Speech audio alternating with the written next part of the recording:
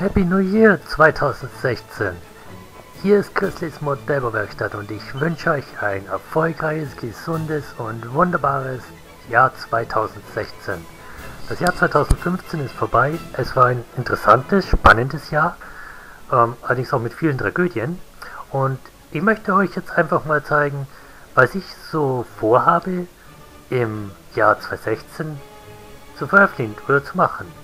Genießt es und genießt die Zeit mit euren Liebsten und Lieben und wir sehen uns wieder.